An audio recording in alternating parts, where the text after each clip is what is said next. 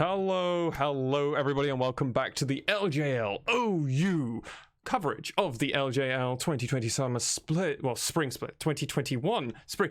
It's almost like I've never done this before, and this is the first time I've ever been in the hosting role, gentlemen. Marswan, initialized, Nymera.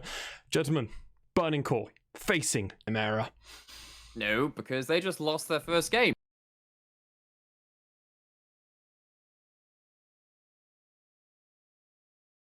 And it wasn't versus V3. It wasn't even versus even one of our, quote-unquote top teams from the first 3 weeks of playing the spring split. It was versus Sengoku, a team that has struggled to find form. And, well, wouldn't you know it, they found their form taking down DFM. It was through a dominant draft, a dominant bot lane performance, and also out of that jungle too. But one thing about DFM is that we know they're not a team which is, filled with temporary form. Really put it to Burning Core, which of course they did beat the other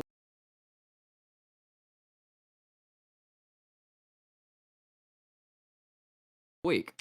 But the question is, if a team that was looking so hot or cold like Sengoku Gaming was able to overthrow Detonation FocusMe with a sketchy draft, the team of Burning Core, which we rated highly over on our podcast, surely they have this opportunity initialize.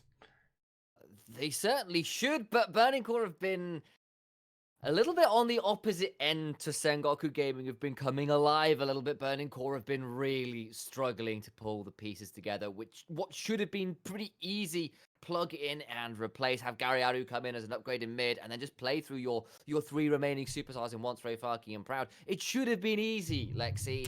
It hasn't been right now, and there are still issues in bot lane with Yuhi. There are bigger issues in terms of how they want to play the early game and not getting a lot going on, and Burning Core just took a little lost right now. They really do seem to be lost. I must ask the question, if Burning Core are to have an opportunity, a chance even versus Detonation FocusMe, and we give them even drafts, where can Burning Core come into this game, Nymera?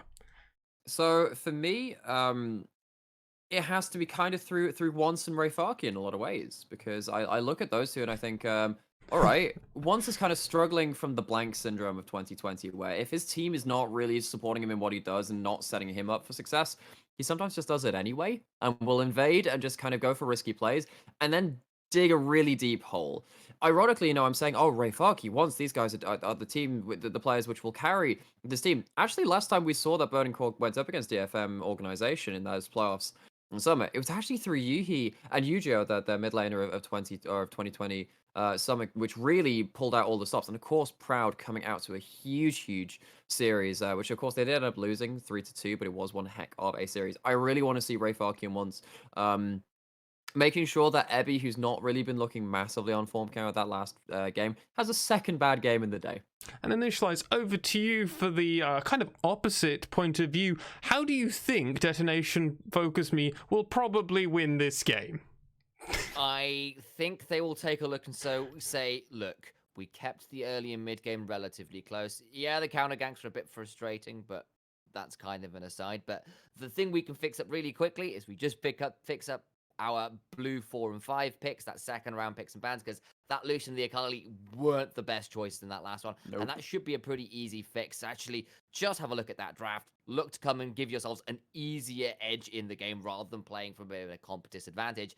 And we know what DFM are like once they're at an even point without the competitive advantage. That should be their fix. I think not too much to worry about yet. Not too much to worry about, gentlemen, but this is a blast from the past, ladies and gentlemen. So meaning I'm actually going to have to count us in just like old times, gentlemen. So I will give you the reins in 3, 2, 1, and gentlemen, take it away.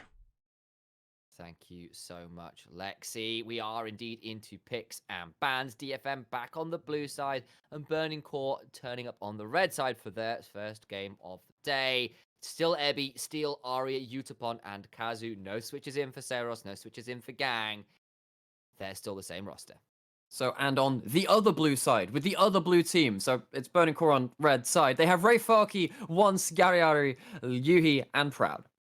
Look, I know RGB is a thing, but the colors really aren't the same. And for all that there is the same color thing going on here, as Pantheon, Nara, Burning Cause bans, whereas on the other side, Thresh away from Proud, who is, in fairness, an exceptional Thresh, even in the losses we've seen thus far, alongside the Twisted Fate, alongside the Talia away from Once.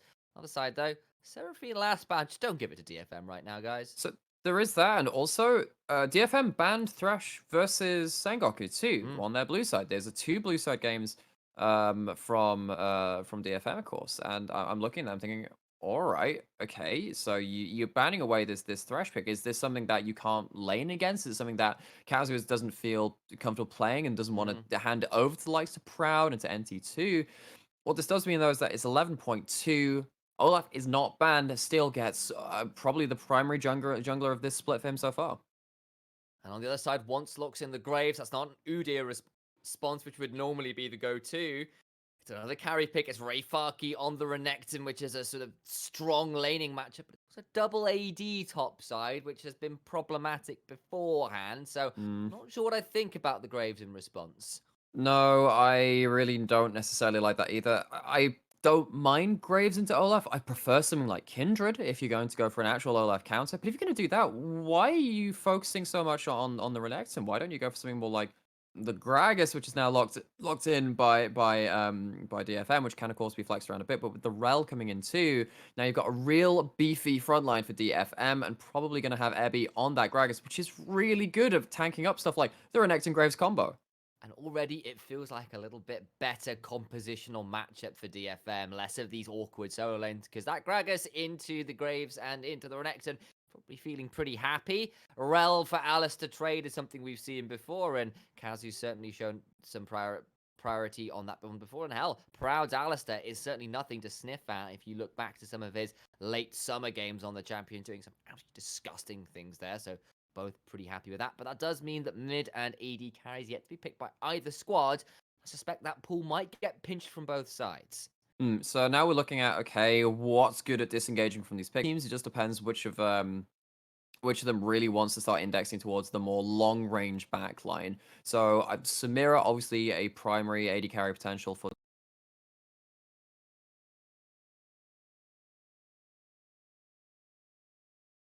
DFM. Not bad with the Alistair either.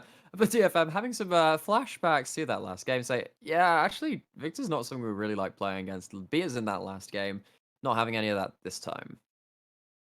So it's mid lane focus from DFM right now. It's been an AD carry focus from Burning Core at the moment. And Senna and the Xayah, as kind of mentioned, are the 2 choices. They're both fairly defensive. They're both good weak side picks. Also means that Yuhi might be looking towards something like a Kai'Sa pick here. Seems to be where he's edging towards. And I'd be curious if that is the case, what DFM would want to go towards as an AD carry in response, assuming they don't ban it here themselves, of course. Well, that's the question, isn't it? I mean, they still have themselves that mid laner too to pick up, and it's like, okay, there's a Seraphine ban and there's a TF ban, but remember, this is still Arya, who has a lot of big picks that they can go towards. It's not just about that AD carry. Burning Core have not focused towards that mid lane at all, really, and the question is, will that actually end up being their downfall? What are they going to have to pick, which now has to have that potential to be counterpicked by DFM? And I feel that's taken away a fair number of Yuhi's picks. He just blind locks the Vayne for Yuhi of all people. And again, we have not been all that well impressed by Yuhi. He's had some decent team fights, but the laning has still been problematic from this guy. And to put him onto a Vayne, notoriously suspect early on in the game with the short range, the low wave clear, could be problematic. Though it is, of course, into Kazu, who, as we said, is that substitute, is that coach. And the response for Utapon is his infamous Ezreal. It is. So I look at this Ezreal and I think, all right, we're seeing some really fun builds come out of Ezreal. We're seeing stuff like Duskblade, Essence Reaver, which I actually think would be a really good build this game. Because if you land like 2 Qs onto Vayne, suddenly they can't fight anymore. Well, now we're looking at, okay, what can we pick up for finally Arya in this mid lane? It's hovering over the Syndra, one of those control mages Arya played before his time on DFM, one of the few that he played, and it is going to be locked in. Unleash that power from the mid lane. And again, Vayne rolls forward, Cinder presses R. It doesn't matter if you go invisible, the power is still following you. Kind of like the range discrepancy I'm seeing right now. The final lock-in, though, is Karma for Gariaru. This is all in on the Yuhi basket, which is not what I would necessarily have expected for Burning Core before the split, but the comp makes sense. I'm just a little worried into it with the range discrepancy and the disengage with DFM. Like, how does Vayne play this game, at least in the 5v5? How does Vayne play this game? How do Burning Core play around anything that isn't the Vayne? Because you're going to have an Olaf, a Rel, and a Gragas, which are very happy to just build full armor, not really give a damn about what Karma's doing, and play a very front-to-back teamfight style. Yeah, I think this is going to be one of these games where you're waiting on Yuhi to get the point where it doesn't matter how many tank stats you've got, a 3 to 4 item Vayne can cut through them, but at that point, you still have a lot of ability from this Syndra, Olaf, well, I mean, heck, the whole team of DFM to follow up on top of that low range AD carry. It's going to be a very uphill battle for Yuhi to really stay relevant in this game. And a little note from production, of course, this is Yuhi's first game on Vayne professionally, and a hell of a game to pull it out in as well versus DFM. On the back of their first loss this split, of course, but still DFM nonetheless. And you do, of course, potentially have another carry in Graves, another AD carry, which Karma can buff up, who can also run in and cause some chaos. So maybe if once pops off, he could definitely detonate, no pun intended, perhaps that Syndra or that Ezreal. But you've still got to get ahead. You've still got to do that versus an Olaf, who's going to be fairly happy to tango as well, particularly in that early to mid game once he gets to that gold ranker. And I think probably, at least in my eyes, DFM out with a slightly easier draft to play, if nothing else. Absolutely. No, they have themselves a lot more throwaway tools. They won't get zoned out a lot of these team fights. And all of their lanes are pretty happy. Whereas in last game, it was technically, three lanes they could play around. The Lucian into Victor is definitely something which is all right. And then you've got an Akali into a Gnar, which is Ebi's chosen counterpick. In this game, you've got Gragas, who not just has a decent laning situation, but is probably okay surviving up against a double AD top jungle, just building into early Bramblevest, early Tabby, and then just being that tanky initiator, which alongside the Rel as well. So it's not even like you have to play that as the sole duty. Ebi's got an easy game. Still gets to, run into that Graves and the Vayne, again, having that full AD, full armor stacking too. And the backline of RA and Utapon, once these tanky members start coming online, are probably going to have a lot more space than the likes of Gaudiata and Yuhi to do the same for the side of Burning Core. So yeah, I do think this is a much easier draft, and I think that DFM will be very happy with this coming out of the draft phase. I suspect maybe early on there is a world where once could maybe eke out some early advantages in the jungle, because of course Karma in mid lane, notoriously good at shoving up early with the mantra Qs, getting that soul fire out and onto the wave, definitely allows you to shove in early, maybe support once his early escapades, and that could be something you could play through before the Vayne hits kind of her ascendancy at 1-2 items, which you just desperately need before you can start really popping off, and that might be a route in, but that's kind of where I'm starting to run out of options here a little bit, unless once can really pop off. Maybe, but then even then, I look at Graves and I think Graves is not the fastest early clearer in the game. His first clear is not that quick. Olaf's is incredibly quick. So I look at this and I think, even then, the odds are kind of stacked against you, right? Because Olaf does his first clear and he waits for 20, 30 seconds and says, all right, where do I need to be? What am I thinking? And with a team so cerebral like DFM, that is a very dangerous pick to give to a player the caliber of Steel. Okay, well, we're on to the Rift. We talked about calibers of players. Once has certainly proved himself to be very high caliber in 2020. He has not done so thus far in 2021. Been struggling somewhat this time around. Bit of a five-man fan, and I do want to bring up another player who's notoriously high caliber, or at least has been previously. I kind of want to see the other side of the Rift. This last year, Ebi versus Rayfarki would have been our marquee matchup. These guys have been two of our best carries in the league, and I've got some stats for you. Oh yeah. Nymeria. And obviously, perhaps not the game necessarily, which would have been easiest to talk about. This cause, Renekton versus Gragas, not the most exciting, whereas we've got this Vayne in the bot lane, which is all very exciting. I'm sure we can touch on a bit later, but I do have something for you. What do you think Ebi's CS per minute is in the LJL this split? This split, I'd say about 8.7. 6.7. It is the lowest CS per minute in the league. That's ridiculous. And yet, His average CS differential at 15 is plus 9.4. His average gold differential is plus 533. His average XP differential is plus 378. Like, this guy, despite having clearly not the highest CS per minute, is doing an exceptional job of doing what Ebby does very well, which is zone people off waves What he just and did there. skirmish them away from waves. Yeah, But just walk in and be a dick. Yeah, he just walks in, scouts out once, and says, "Hello, I'm Fat Man. I'm here I'm here for door-to-door sales." And then Don says, I'm pretty good, but thanks anyway." And Ebby walks away, Perhaps and he not- waddles away, waddle. That was not the joke I was expecting. And DFM with pretty significant power spikes advantage. We saw the last time it was pretty favored power spike wise over to the side of Sengoku Gaming. This time AI power spike graphs definitely favoring DFM for the majority of this game, as Arya hits level 2 and gets a nice little stun there onto Gariaru. But of course there are pots to burn, so that won't stick around too long, even if it was a nice little trade. One of my favorite things about Syndra in the early lane is how you can play the level 1 and just say, okay, right, so if I put down a Q like 2 seconds before the minion that gets me level 2 dies, I can then E through, and then because it's still early game and your Q cooldown's not quite as short as it is in the late game, you can get your EQ combo and then Q afterwards because you've already put the Q down early after you level up, and you can get some really nice trades, particularly when you're running Electrocute. That's pretty fun. In the pro level, you don't tend to see so much Electrocute. In fact, the one Electrocute game I think we saw was from Ramune, who got a bit ran down in the one game that they ended up losing on that pick. But yeah, I mean, Syndra mechanic's always fun to see, and Arya has been a really, really strong player of this champion when he has ended up picking it up. Actually, the other really good Syndra players are probably Ace and Seros. Seros obviously now substitute mid laner for DFM, and Ace has not gone back to that pick in quite some time now.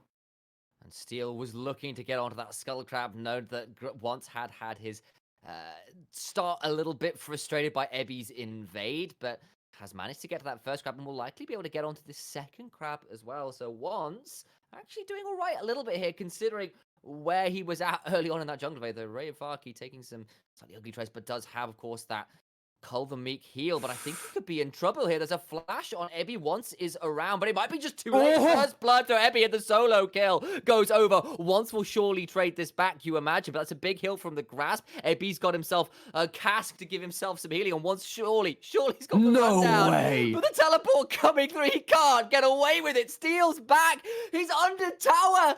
And the end of the line is just too short. There's not another station to arrive at. And Ebby gets the solo kill and gets out. Oh, now Once is in big trouble. No flash no. still has it. If the axe lands, that's death. Undertow will drag Once under as well. The second axe does miss, but Steel flashes to pick it up. Yes, there's a smite, but Steel gets the kill. He'll get the Krugs as well. And that's 2-0 for DFM after two players we said have got a lot of caliber. Prove exactly why. And absolute disaster for Burning Court. We said, okay, these are the two players we need to see them win through. These are the two players that honestly really have the ability to take it toe-to-toe with DFM's members, given their history. And they've completely fallen apart. It was a 1v1, then into another 1v1, kind of just a pseudo 1v2 from Ebby on the top side, comes out, and that's unlocked Steel to do horrible things to Once's top side of the jungle, take away all of those different minions, and the control of the map is now over to DFM. And that was after Once got such a good start off the double scuttles. It looked like an easy turnaround kill. Maybe just got to walk away. Alcove Gaming and the best of intentions just weren't enough for Once, unfortunately. And now you've got Ebby who's just zoning Rayfaki away from the wave. This is the CS per minute point you're making again. He's just saying, look, I don't need to get all the minions as long as you get even less than me. Right, because the point is, yes, I've got 6.7 CS a minute, but you're on 5.7 CS a minute, and I'm still going to be more useful than you. And like, that is exactly the point. It's something he was notorious for on set, was Ebby. He is still down a little bit of CS right now in this game, but you take first blood and the recall over it, and he's just shoving him away. He lands the bully slam as well, having matched that slice and dice pretty well. There's a little bit of a contesting going around. This bot side crash down is matched by Headbutt Pulv, and will be about all she wrote in this bot lane. And DFM up to about 1,000 gold lead right now. It's 6 minutes into the game as Once went for an invade onto Raptors, but he's found Arya at level 6, unleashes the power. Surely, no, he's not really going to need to bother. Doesn't Gets need a it. kill handed over. I preempted that and it just wasn't needed. And yes, there'll be a W that's popped briefly for Gary Aru, but like, that's it. Nothing else happens.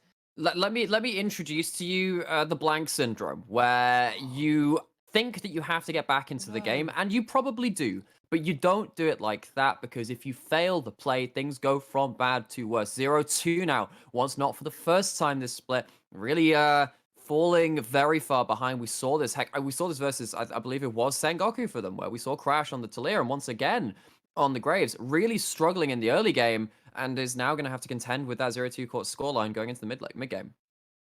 And that 0-2 scoreline is exactly not what we wanted to see. We said, look, there are a couple of ways this game could go. You hit the mid game, Yuhi, perhaps on the Vayne, can start popping off. You've got the comp to support him. The other option was to get once ahead. He got double scuttles, he looks for a kill. It was looking great until it doesn't work and he gets punished for it. He gets punished again around the Raptors, and it's put him so far behind. Steel, as we've already said, has been one of the best junglers, if not the best jungler in the league this split thus far. And when you have got a kill on both solo laners and an assist extra on your jungler, DFM just in a very commanding position, and Burning Core do need to desperately find a way to turn this around, or it's in danger of running away from them further than it already has. Like 1,500 gold in the advantage sub 8 minutes is a significant lead. But I mean, all is not lost to Burning Core. They still have this Vayne even in the bot lane. That's fine. If Yuhi gets a couple of kills, it is a win condition, because what happens if Gragas starts belly slamming in and gets condemned out of it and suddenly focus down? That's something you can play around. But the question is this gold going over to Arya and to Steel in particular going to make Yuhi's life unplayable in this game? Because you look at this Vayne, low range, pretty much always within Syndra's burst window, if range rather, is as you start going into fights. If that's the point where you just cannot play the team fight, then the game's pretty much over. It certainly could be. And of course, you know, what counters Condemn Ragnarok seems like a pretty good option.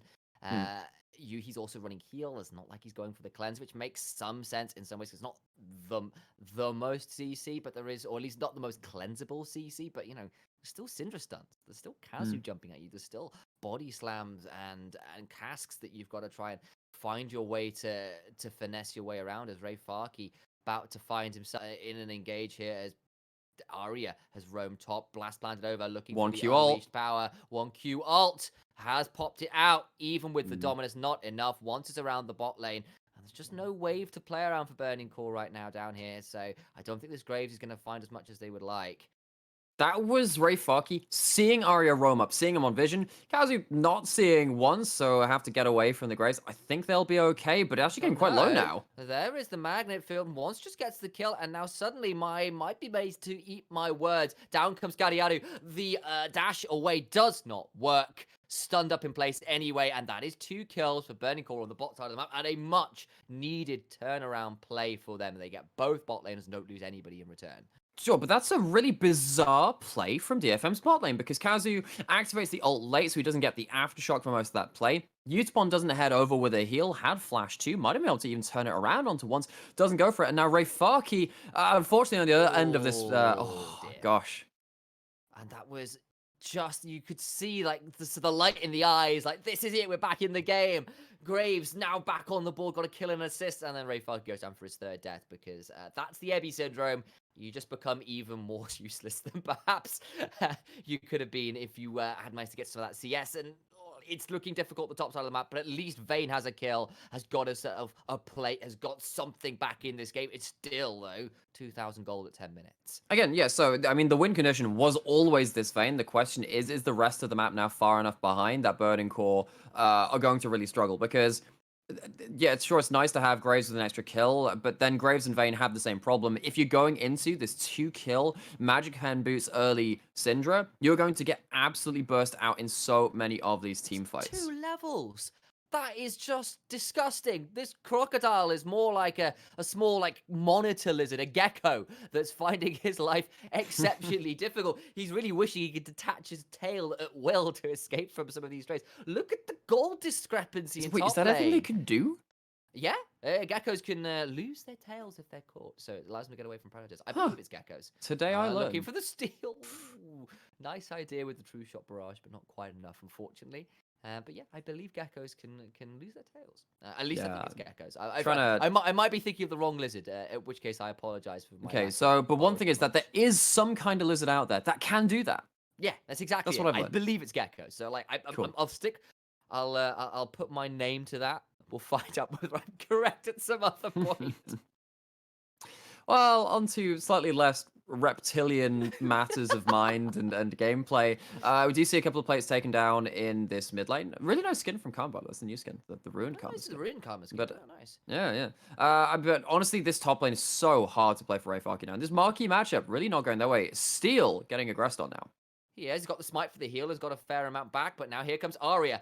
To level 10, not quite that level 11, but there's the unleashed power, the shield. It does come down, but the scout of the week after, which means that once has no way to continue to contest. Ebby was coming around the backside as well, and that was a big pickup for DFM. They're going to summon the Rift Herald in mid as well, and they'll get first turret and all plates onto Arya. And we know what this guy does. He's come out to 3 kills now, kind of out of nowhere. I don't know. I mean, is it out of nowhere? Because it looks like a fourth's coming. The RKO from downtown. Garyadu stuck around in mid lane, but you had to know that tower was falling with where the plates are. Still just wraps around for the easiest gank of his life. Huge plays coming out of DFM's mid-jungle duo. Doesn't matter if the bot lane goes down a couple of times. Syndra is more than truly online.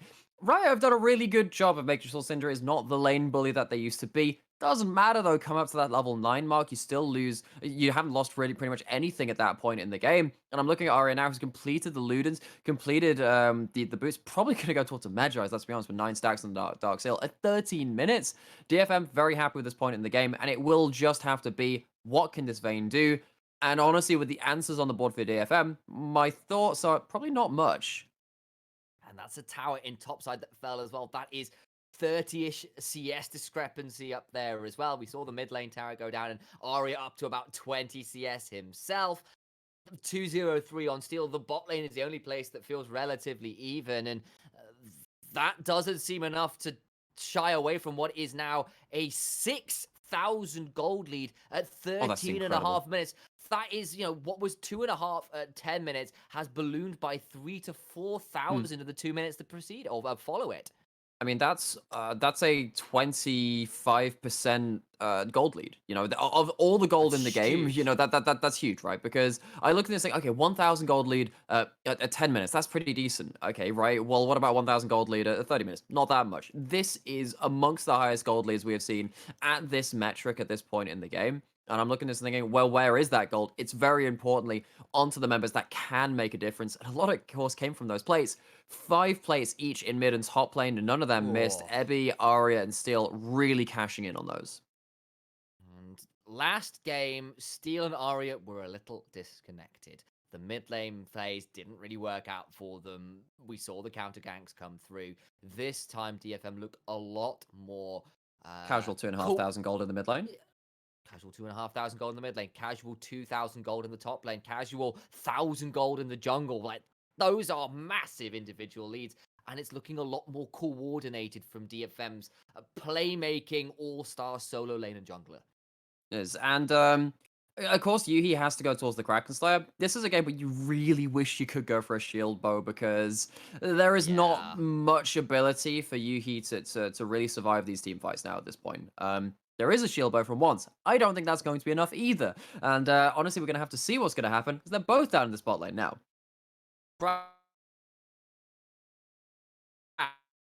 Down. Decent work. The teleport's coming through. He's got shields. Kazu now in a spot of bother, but Arya destroys the Vayne with the power unleashed. Garyao now trying to get away, but a Utapon Q will claim that kill as once gets flashed on. It's a double in. Ebby lands the body slam. It'll set up Utapon for another kill himself. 2 for the AD carry, 2 for the mid lane, and 4 dead with none traded back. That's the wallet in play, and Burning Core get demolished by their bot lane tier 1. And Burning Core go down like a sack of, well, unfortunately not a sack of gold because DFM have all of that in this game. 6-0-3 on this Syndra, and the bot lane finally getting some kill participation of their own rights. This isn't going to be a game decided by a Baron, it's pretty much already decided by this point. And just as we were saying, Yuhi really wishes he could go for something like the shield bow. He tries to dodge out, tries to get shields. It just doesn't matter. Arya just points and clicks after he's on like 10% HP and just says, all right, yeah, it's a bit overkill, but I just want to make sure this Vayne goes down. And go down, they certainly do. And you know that is the one threat here. You take it out, and suddenly everything else feels a lot less workable. Just too far ahead. That's a Medjai's for second item. That's a needlessly large rod in inventory toward what will likely be a death cap to follow it up. And this game is 9,000 gold, 2 dragons, 4 turrets, and a monumental map state advantage for DFM right now. It is, and the really scary thing is that it's not even that Utapon is irrelevant, because as soon as you get towards that Dustblade, you get 20 ability haste from your Dustblade, 20 from Essence Reaver, 20 from your boots, that's already 60, and then Dustblade gives you 5% ability haste per item completed after that point. So on those 3 items, you get 65 ability haste. Ebby might need to make a hasty retreat, though, so he's kind of got a bit deep in top lane.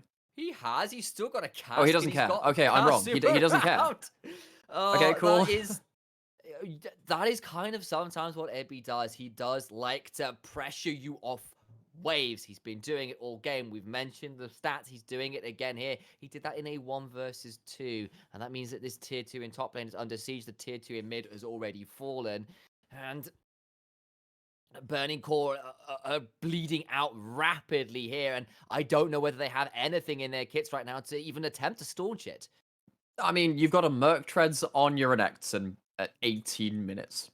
Oh, 18 minutes, and Rayfarky has a garage sale of items in his inventory. He's up against Tabby, not Ninja Tabby, I suppose, the Steel Caps, up against the Bramble Vest, a full Mythic. This Ebby is just not going to die. Rayfarky is irrelevant. Honestly, once is at that point too. I'm looking at this from Burning Core and think, the only way you get any semblance of hope in this game is hope for a misstep from DFM, and you can capitalize on someone like the Ezreal or the Rel that's out of position. I think everyone else is probably going to turn around, at least get a kill, or just escape. And I think it is a little bit... How do I put this? It is emblematic of this game where Rayfarky is at right now, that he is so kind of caught in an awful position, does not get to play the champion the way he wants to, and Burning Core do not get to play the comp the way they want to right now, because so many important members are just not in a space to be able to fight. Yes, you got a shield bow and a Dirk in Graves inventory, that's nice, I guess, but you're looking down the other side, and it's like, well, Steel's very close to a second item. Our top laner has not even got a mythic compared to 1.5 items on Ebby. You're looking down at the Duskblade now completed for Ezreal, the 2.5 items in for Arya, and it's just massive gold and item discrepancies everywhere you care to look. Absolutely is. I mean, we are, again, just looking at, for me, it's, well, how does DFM close now? What are you aiming towards? Because the problem with getting ahead at this point in the game is you can't exactly take yourself a Baron because it's not up yet. You don't want to take an inhib off of one of these fights too, because actually giving over that amount of minions and XP is probably not good for your cause either. They do have themselves a second Herald, though, and will take themselves this bot lane in a turret. Let's see if they can start crashing in towards that inhibitor tower, though. Maybe that gives them some options. Maybe they can, and Ebby now starting to roam down from top side, and the lanes are all being pushed in. Burning Core before 20 minutes are contained to their base. Herald will get a second charge, potentially, though the minions do distract it briefly. Don't think they're going to be able to stop that charge. In it goes. DFM step forward looking for this turret. The wave is following up as Ebby continues to deal with the wave in mid, and there it goes. Inhibitor turret dead at the 20-minute mark, nearly dead on. Now, they're looking to continue shoving forwards. Once takes a bit of damage from Arya, who's hunting for more, wants to get a bit of a shove in. Inhibitor turret number 2 now under siege, and maybe one inhibitor is playable around, especially this early on for Burning Core. It might even be constructive, but DFM don't seem content to just leave it there. So, They're still in the base. They're not leaving Nymera. So on one side of it, you think, okay, right, it's actually the Baron spawning. If you leave that inhibitor down, having that bot lane permanently shoved probably helps DFM. The problem is, then you've got all this free XP heading over towards them. They're really just turning the screws. They don't need to reset. They don't need to spend any of that gold. Already far enough ahead. What are Burning Core going to do? They're just going to get engaged on. They are going to get engaged on. They've already lost 2 inhibitor turrets. They've lost an inhibitor. The Magnet Storm is down, but Kazu gets out. That will be the collateral damage to clean up the kill. And now it's a 4 versus 5 DFM. Have Goss the man. They're looking to continue maybe getting on. It's a huge amount of damage comes down onto once. And that will force the jungler out of the fight. Yuhi needs to get away. Goes down to the final auto attack that follows through the base gate. Rayfaki and Gadio have to flash away. Proud is in trouble. The true Shopperard claims a double for Ezreal. Proud goes down as well. And suddenly it's a 3-for-1. It's 2 inhibitors about to fall. It is DFM looking to end the game in sub 22 minutes here. And honestly, with all of these deaths, there's a chance that they can. Arya, still very strong, doesn't need the ultimate to have that kill threat. They're teleporting into the minions. I think it is. And sub 22 minutes, DFM absolutely obliterate Burning Core. People will not respawn. The Nexus is under siege. Ebby onto once. Arya steps forward to get another kill onto the jungler. And Yuhi's going to find himself slowed down. Balled away from the Nexus as Utapon and a storm and a deluge of minions do the work the DFM ask of them. 21 minutes, 56 on the clock, and the Nexus is done. What a statement after their loss of the first loss of the split. And it's a deathless game from Arya and Steel, really turning around, stamping their foot and saying, all right, that one is not on. That's not one for that you're going to have to remember. That's one that we want to quickly erase. Of course, we'll keep referring back to it, but DFM continuing in their winning ways after that one misstep. Up away. We're a little shell-shocked at how quickly that one ended, but we'll be back with some more salient analysis in just a moment or two, so don't go anywhere. We will be right back.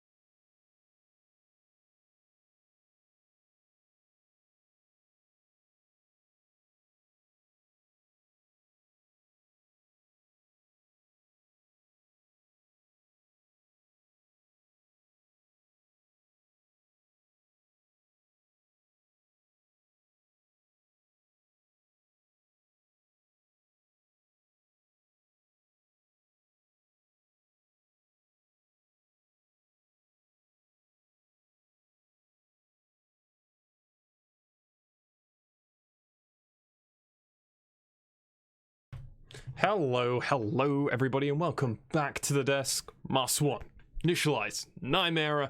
Gentlemen, we just witnessed Burning Core get obliterated in, I believe, the fastest game of the spring split so far, and if it's not, it's definitely up there in the top 3, I have to imagine. Let's, in this day, we're talking about DFM burn in this game again, but obviously instead of talking about the draft at the end, let's actually bring it to the very beginning. And Nightmare, let's talk around these picks from Burning Core, because instead of DFM having the peculiar draft, it was Burning Core's turn. So first off, let's just bring this back. Feeling good about life. Burning Core feeling a lot worse about it, because if you pick your first rotation as Renekton Graves, I don't know what to say. I never see a world where that's good. I don't see how that's good, because you know you're against an Olaf. Graves is okay versus Olaf, not a straight up counter. Sure. If you're picking something like Kindred, maybe you can do even Trundle, right? There's something you can do with that. Actually, playing Trundle or Renekton might have been better this game, because at least you can then bring some value rather than just being a walking extra jungle camp for someone like Olaf to run you through.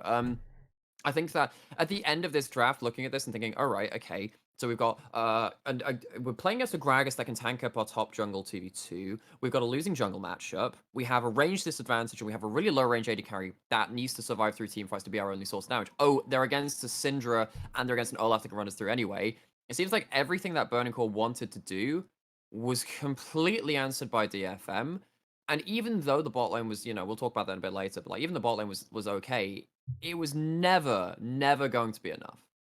No, it really felt like it was never going to be enough, and then it's because of how the game actually ended up going. That top problems just kept having to go. And let's be real here, Ebby and Steel had a great game Initialize. Oh yeah, they did. Like, let's give some... So Burning Core had their 2 win conditions, right? They had the Vayne in the mid game, if you can get that head's good. Maybe the other one was like, I've got a Karma in mid lane, I've got a Renekton lane, that's some decent lane priority, maybe we can get once ahead. He does manage to get to double scuttles, despite Ebby trying to contest him around his red buff at level 1. Good stuff, good stuff. But like, so it's like, okay, I've got double scuttle, it's all going well, and then Rayfaki dies for first blood to Ebby on the ground. Cut the tape!